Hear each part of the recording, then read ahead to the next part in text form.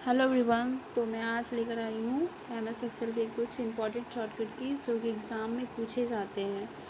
और वैसे तो बहुत सारे शॉर्टकट कीज़ होते हैं, तो लेकिन ये कुछ ऐसे शॉर्टकट कीज़ हैं जो कि बहुत ही इंपॉर्टेंट है। बार बार ये एग्ज़ाम में पूछे जाते हैं, रिपीटेड। आप देखोगे, आप अगर कोई एग्ज़ाम देख लो, UPPCL देख लो या VSPSCL का देख लो, तो उसमें ये जो है रिपीटेड आप देखोगे कि पूछा गया है। बहुत सारे ऐसे एग्ज़ाम हैं जहाँ कंप्यूटर पूछा जाता है, वहाँ कम से कम एक्सेल के तो शॉर्टकट कीज़ रहते ही रहते हैं, एक या दो एक रहते ही हैं।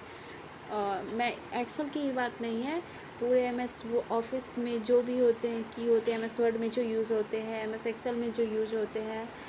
तो देखिए, MS एक्सेल, MS वर्ड, इसमें जो शॉर्टकट कीज़ यूज़ होते हैं कुछ ज़्यादा डिफरेंट नहीं होते हैं, बहुत सारे सेम होते हैं। लेकिन हाँ, कुछ ऐसे एक्सेल में शॉर्टकट कीज़ होते हैं जो थोड़े अलग होते हैं, उसे याद रखना थोड़ा इम्पोर्टेंट हो जाता है। तो आज मैं आप लोगों को बहुत ही अच्छे से समझाने वाली हूँ, आप लोग इसके बाद कभी नहीं भूलोगे। एक बार बस आप वीडियो को अंत तक ज़रूर देख लेना। चलिए स्टार्ट करते हैं वीडियो को। तो चलिए सबसे पहले देखते हैं क्या है। पहला क्या बोल रहा है कि to select the entire row, यानी कि पूरे रो को सेलेक्ट करना है। सबसे पहले आप जानते होंगे कि रो और कॉलम क्या होता है। MS एक्सेल में स्प्रेडशीट होता है, स्प्रेडशीट जो होता है वो ही रो और कॉलम से मिलकर बनता है। देखिए, ये हो गया स्प्रेडशीट। ये जो वर्टिकली लाइन होते हैं इसे कहते हैं कॉलम, और जो ये हॉरिजेंटली होते हैं ये होते हैं रो। ठीक है, और ये होते हैं कॉलम, ये होते हैं कॉलम। क्या बोल रहा है, to select the entire row और to select the entire column. देखिए, आपको क्या करना है, बेसिकली आपको ये याद रखना है कि अगर दोनों को सेलेक्ट करने की बात की जा रही है अलग अलग, तो दोनों में स्पेस तो आएगा ही। सबसे पहले स्पेस तो दोनों में रहेंगे, ठीक है।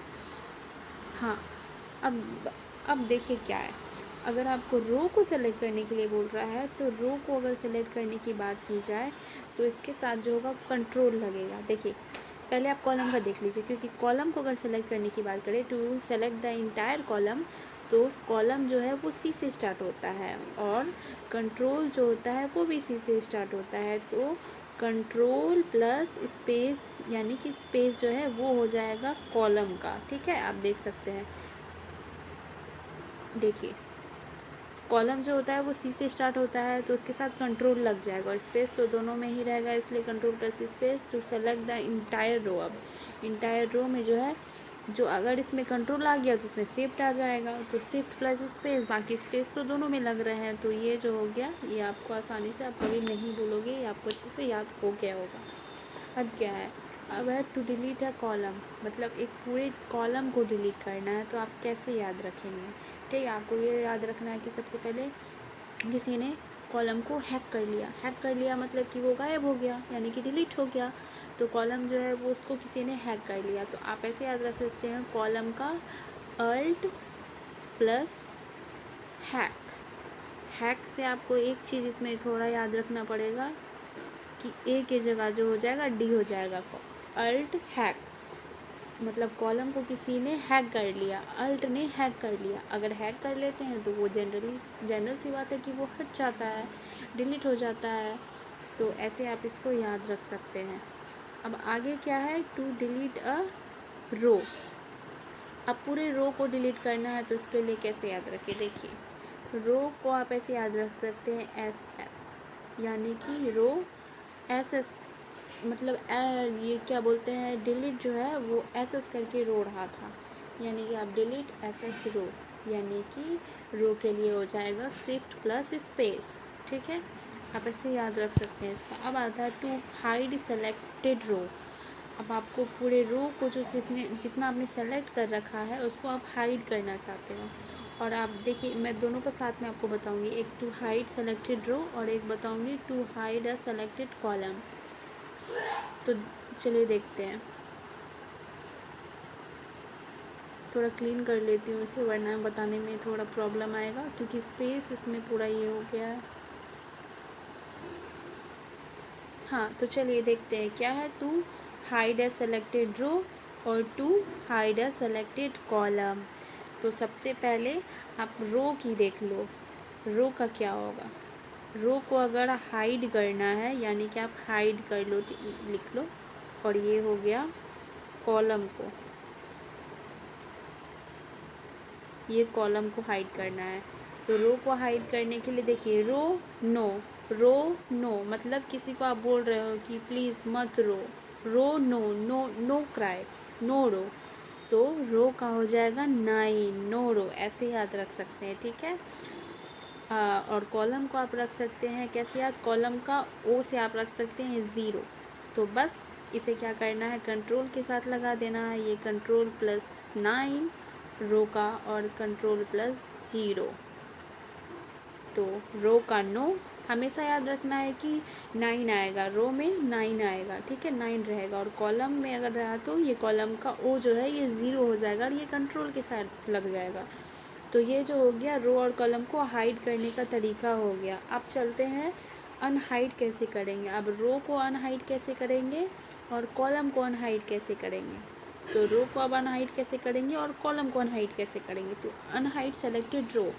अब रो को आपको अनहाइड करना है तो आपको क्या करना है, बस कुछ नहीं, 9 तो रहेगा ही, ठीक है। 9 के साथ बस CS लगा देना है, CS मतलब कंट्रोल +शिफ्ट। अब रो को अब अनहाइड करना है, ठीक है।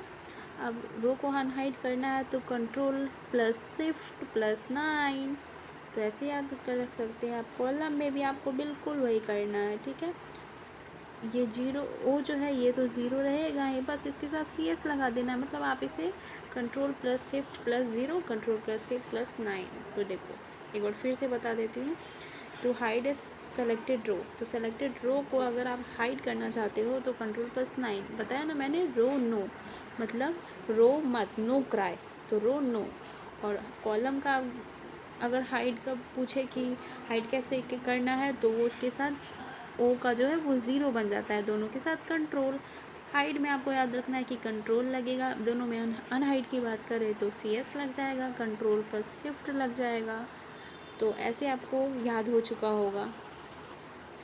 चलिए अब नेक्स्ट देखते हैं। नेक्स्ट क्या है हमारा, टू ग्रुप रो और कॉलम्स, यानी कि कॉलम या रो को आपको अगर ग्रुपिंग करनी है तो उसके लिए क्या होगा। तो देखिए इसको आप ऐसे याद रख सकते हैं। अगर आपको ग्रुप करने की बात कही जा रही है, अगर आपको ग्रुप करना है रो और कॉलम को, तो आप कैसे याद रखेंगे। तो इसके लिए आपको याद रखना है SAR, SAR और इसके साथ रखना है G, यानी कि आप ऐसे याद रख सकते हैं SARG, सर्ज, ठीक है। तो सर्ज याद रख सकते हैं। अगर आपको पूछे एग्ज़ाम में कि ग्रुप कैसे करना है रो और कॉलम को किस शॉर्टकट की का यूज़ करके, तो आप ऐसे SARG कर सकते हैं। G मीन्स ग्रुप, और आप देख सकते हैं SA का मतलब हो गया shift plus alt plus R से हो गया राइट एरो, ओके, जहाँ R आएगा वहाँ राइट एरो, तो shift alt plus right arrow, यानी कि अगर ग्रुप करने के लिए कहा जाए तो SARG, यानी कि shift alt plus right arrow, ठीक है। अनग्रुप बोले तो लेफ़्ट करना है। आप ऐसे याद कर सकते हैं ग्रुप मतलब कि ऐसे याद रखना है, ग्रुप करना है मतलब सबको ग्रुपिंग करना है, एक अच्छा बॉन्ड बनाना है, ग्रुप में रहना है। तो आप राइट डिसीज़न लोगे, अच्छे काम करोगे, आप लोग सब मिल के अच्छे लोग रहेंगे। तो आप ऐसे याद रख सकते हैं राइट एरो, तो और SAR, ठीक है।